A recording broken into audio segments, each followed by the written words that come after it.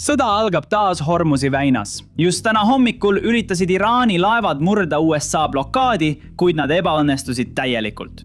USGS hävitas laeva, nii et nad ei saa enam liikuda. Ja nüüd kurdavad Iraani ametnikud, et USA üritab läbirääkimisi nurjata.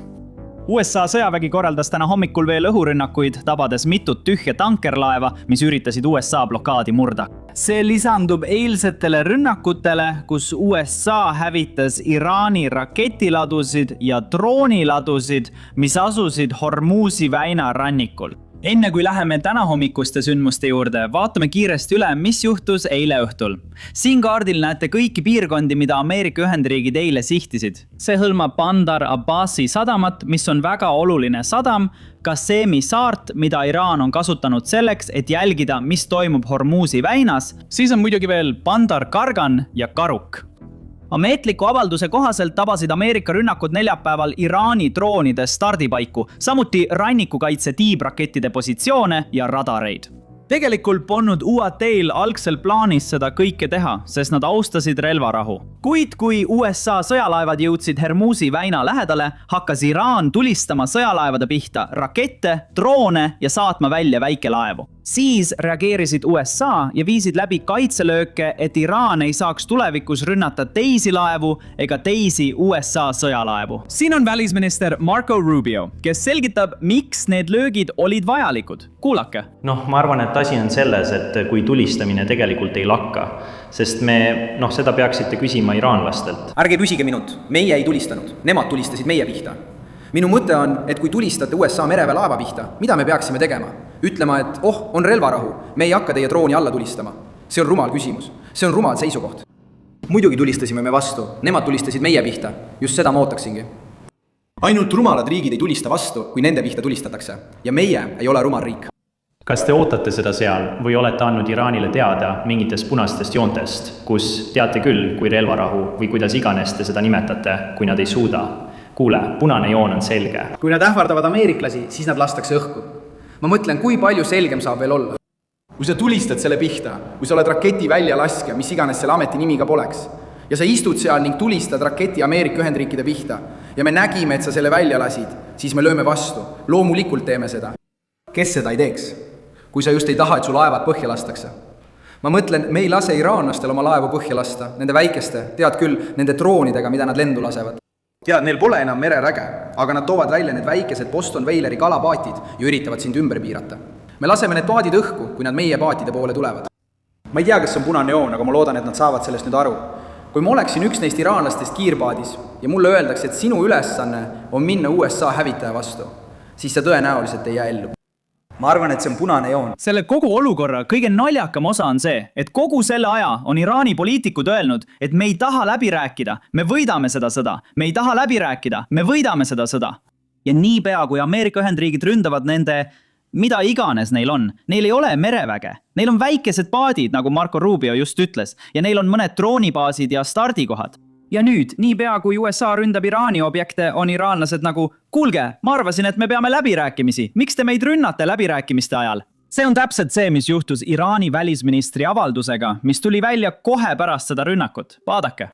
Iga kord, kui diplomaatiline lahendus on laual, valib USA hoolimatu sõjalise avantüüri. Kas see on jõhker survevahend või on jälle mõni õõnestaja presidenti petnud ja ta uude sohu meelitanud?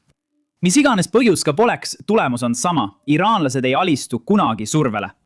Ta ütleb ka selles pildis, mille ta koos avaldusega postitas, et CIA eksib. Meie raketivaru ja stardiseadmete võimekus ei ole 75% võrreldes 28. veebruariga, õige näitaja on 120%. Mis puudutab meie valmisolekut oma rahvast kaitsta, siis see on 1000%. Nüüd ma ei ole kindel, milline on nende raketivõimekus. Ma olen kindel, et luure inimestel on palju rohkem teadmisi kui tead suvalisel YouTuberil, aga minu küsimus on lihtne. Kui Iraani võimekus on 120%, mis tähendab, et neil on nüüd rohkem rakette kui sõja alguses, siis miks Iraan sõja lõpus raketirünnakuid aeglustas? Miks nad hoidsid rakette kokku, kui nende võimekus kasvas iga päevaga? See on ju lihtne. Iraani avaldustes öeldud sõnad ei lähe kokku nende tegudega, mida nad sõja ajal tegid. Isiklikult öeldes pööran ma vähem tähelepanu sellele, mida iraanlased räägivad ja rohkem sellele, mida nad tegelikult teevad. Siis pärast eilset avaldust ründasid iraanlased taas Araabia Ühendemiraate. See on teine või võib-olla isegi kolmas kord, kui Iraan on rünnanud Araabia Ühendemiraate pärast relvarahu algust. Õnneks tulistati kõik Iraani poolt välja lastud raketid ja droonid alla, kuid rusud vigastasid siiski 3 inimest, nagu teatas Araabia Ühendemiraatide kaitseministeerium. Nad toovad ka välja, et alates sõja algusest on Araabia Ühendemiraatide õhutõrje tõrjunud umbes 500 ballistilist raketti, 30 tiibraketti ja üle 2200 drooni, mille tagajärjel on saanud vigastada üle 200 inimese. Teisest küljest peavad USA õhutõrjesüsteemid väga hästi vastu. Tead, kuidas me seda teame? Iga riik Pärsia lahe piirkonnas ostab neid õhutõrjesüsteeme rekordkiirusel. Vaata seda. Välisminister Marco Rubio kiitis just heaks $25 miljardi väärtuses erakorralise relvamüügi Bahreinile, Iisraelile, Kuveidile, Katarile ja Araabia Ühendemiraatidele. See on 3 korda rohkem kui esialgselt avalikustatud 8,6 miljardit. Pakett sisaldab suurt hulka Patriot raketitõrjerakette, kuid tarned võivad võtta aastaid, kuna USA tootmisvõimsus on piiratud. Nõudlus selle järele on suurem kui meie tegelik varu. Iraani jaoks aga ei lõpe halvad uudised kuidagi. Vaadake, mida keskväe juhatus täna hommikul just avaldas. Praegu takistavad USA väed enam kui 70 tankeril Iraani sadamatesse sisenemist või sealt lahkumist. Nendel kaubalaevadel on võime transportida üle 166 miljoni barreli Iraani naftat, mille väärtus on hinnanguliselt $13 miljardit. USA blokaadi tõttu jääb Iraanil ilma miljarditest dollaritest naftatuludest, mida tal on praegu hädasti vaja. Ja loomulikult, lisaks rahale vajab Iraan veel üht asja. Suuremat nafta ladustamise võimekust. Seega tahavad nad, et mõned neist tühjadest tankeritest, mis on rahvusvahelistes vetes, tuleksid tagasi Iraani sadamatesse, et Iraan saaks neid kasutada ujuva naftaloona, mis tähendab, et nad saavad nafta tankeritesse laadida ja lasta sellel seal seista. See annab Iraanile rohkem hingamisruumi ja nad ei pea oma naftavälju sulgema, kui nad saavad lihtsalt rohkem ladustamisvõimalusi. Vastasel juhul, kui nad peavad naftaväljad sulgema, tähendab see, et nad võivad tulevikus kaotada palju raha ja naftatulu. Arva ära. USA blokaad on suunatud ka just sellele konkreetsele olukorrale. Alles täna hommikul üritasid 2 laeva, 2 tankerit naasta Iraani sadamatesse, et laadida peale naftat. Kahjuks ei suutnud nad USA blokaadist mööda pääseda. Vaata seda avaldust. USA väed tegid 8. mail tankeris Sea Star 3 ja tankeris Savida töövõimetuks. Enne kui mõlemad laevad sisenesid Omaani lahe ääres asuvasse Iraani sadamasse, rikkudes käimasolevat USA blokaadi, rakendas keskväe juhatus blokaadimeetmeid 2 Iraani lipu all sõitva tühja naftatankeri suhtes, mis üritasid Iraani sadamasse siseneda. USA mereväe F-18 Super Hornet lennukilt USS George H.W. Bush tulistati täppisrelvi mõlema tankeri korstnatesse, muutes need töövõimetuks ja takistades mittekuulekatel laevadel Iraani sisenemist. Tegelikult arvan ma, et see ongi see videomaterjal, mille nad avaldasid ja mida te oma ekraanil näete. Ja lisaks sellele tegid USA väed 6. mail töövõimetuks ka Iraani lipu all sõitva mootortankeri Hassana, kui see üritas seilata Iraani sadamasse Omaani lahes.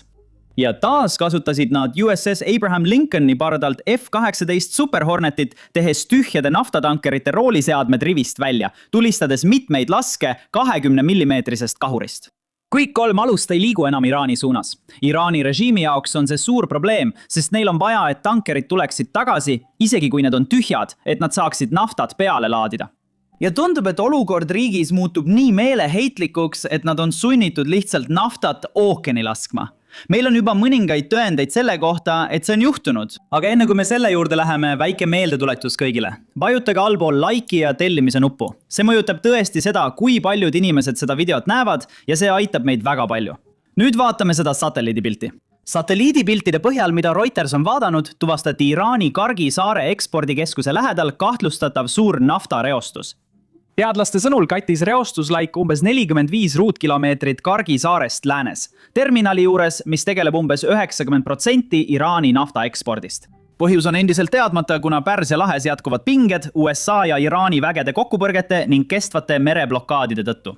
Nüüd, ma ei ole üldse naftaekspert ja ma ei ole kindel, kas see oli viga või tahtlik. Ainus asi, mida ma tean, on see, et Iraanil hakkab ladustamisruum otsa saama ja neil on vaja mingit viisi, kuidas seda survet, tead küll, leevendada. Neil on vaja mingit viisi, kuidas sellest survest lahti saada ja nüüd me näeme seda. Jällegi, et iseenda väidet tasakaalustada on Hormuzi väinas toimunud palju võitlusi, nii et see võib selgelt olla eksitus. Ainult aeg näitab, mis see tegelikult on. Kui me näeme ookeanis järjest rohkem naftat, siis ma arvan, et võime kindlalt öelda, et see polnud juhus. See võib olla Iraani uus strateegia, lihtsalt selleks, et nad ei peaks oma naftavälju sulgema. Selle kõige vastu võitlemiseks on Iraan proovinud rünnata või isegi hõivata laevu Hormuzi väinas või Pärsia lahes. Kahjuks ei lähe ka see plaanipäraselt. Eile ründas Iraan naftatankerit, mis osutus Hiina naftatankeriks. Ja nüüd on Hiina sellepärast väga vihane. Vaata nende avaldust. Hiina teatas, et nende kodanikud olid sel nädalal Hormuzi väina lähedal rünnatud naftatankeri meeskonna hulgas. Välisministeeriumi pressiesindaja ütles, et Hiina meeskond oli pardal laeval, mida Iraan esmaspäeval tabas. Praeguse seisuga pole meeskonna seas ohvreid teatatud. Peking hoiatas, et Iraani ja Ameerika Ühendriikide vahel kasvavad vaenutegevused häirivad üht kõige olulisemat mereteed. Hiina on sügavalt mures, et suur hulk laevu ja meeskonnaliikmeid on juba kuid väinas lõksus olnud. Ja tead mis? Täna hommikul olukord isegi halvenes. Iraani merevägi hõivas just Hiinale kuuluva naftatankeri Omaani lahes. Iraani meediateatel, kes muide avaldas kogu operatsioonist ka video, kandis hõivatud naftatanker nime Ocean Koi. See laev vedas tegelikult Iraani naftat, kui Iraani merevägi selle hõivas. Ja lisaks sellele kuulub see Shanghais asuvale Ocean Kudo laevandusettevõttele, millele on Ameerika Ühendriigid tegelikult sanktsioonid kehtestanud. Nii et mul pole aimugi, mis toimub. Tõesti ei tea.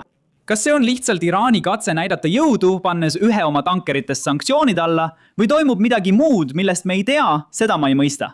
Aga see, mida Iraan teeb, on Ameerika Ühendriikide jaoks positiivne. Nad konfiskeerivad sanktsioonide all oleva tankeri, mis kuulub Hiina ettevõttele, ja tankeri, mis veab Iraani naftat. Väga kahtlane värk, aga ma ei ole kindel, mis toimub. Praegu tundub mulle, et Iraan lihtsalt mängib kõva meest, konfiskeerides ühe omaenda laeva. Lihtsalt selleks, et öelda või anda sõnum teistele tankeritele ja kaubalaevadele, et ärge minge läbi Hormuzi väina. Muidu võime teie laeva üle võtta täpselt nii, nagu me tegime selle laevaga. See on Iraani viis kõigile teada anda, et Hormuzi väin on Iraani kontrolli all. See allub Iraani suveräänsusele, see on osa nende territooriumist. Tegelikult ei ole see midagi, mida teised riigid maailmas, mitte ainult Ameerika Ühendriigid, vaid ka teised Euroopa riigid ja loomulikult ka teised Aasia riigid oleksid valmis aktsepteerima. Kuulake välisministri Marco Rubio kommentaari selle kohta. Ja ma ei saa aru, miks keegi ei toetaks seda. Ja tema ei saa sellest õigustatult aru. Nii et keegi peaks seda toetama. Aga siin on veel just põhimõttelisem probleem. Iraan väidab nüüd, et see kuulub meile ja et neil on õigus rahvusvahelist veeteed kontrollida. Nad väidavad, et neil on õigus seda kontrollida. Mida maailm selle kohta ette võtab? Kas maailm on valmis aktsepteerima, et Iraan kontrollib nüüd rahvusvahelist veeteed? Sest kui maailm on valmis seda aktsepteerima, siis olge valmis. Sest on teil umbes 10 riiki, kes hakkavad tegema sama oma rahvusvahelistes veeteedes või nende riikide lähedal asuvates rahvusvahelistes veeteedes. See on vastuvõetamatu asi, mida nad püüavad muuta tavapäraseks. Kui vastus on ei, me ei arva, et Iraan peaks saama kontrollida Hormuzi väina, siis järgmine küsimus kõigile on, mida te kavatsete selle suhtes ette võtta? Et mõista, miks Iraan käitub praegu nii, nagu ta käitub, peame tagasi minema ja vaatama, kuidas Iraan jõudis sinna, kus ta täna on. See ei tähenda ainult 1979 aastasse tagasi minemist, kui toimus islami revolutsioon. Tegelikult peame minema veelgi kaugemale tagasi. Aega meil 19. sajandil valitses Iraanis Qadžaride dünastia ja vaatama, kuidas tollase valitseva klassi otsused mõjutavad Iraani tänaseni. Noh, tead mis? Just täpselt seda me teemegi oma mitmeosalises taskuhäälingus, mis just täna välja tuli. Nii et kui oled keegi, keda huvitab Iraani ajalugu ja see, kuidas me jõudsime tänasesse päeva, siis kindlasti mine ja kuula seda. Saad seda vaadata, kui klikid kirjelduses olevatele linkidele või lihtsalt klõpsad lõpuekraanil olevale videole.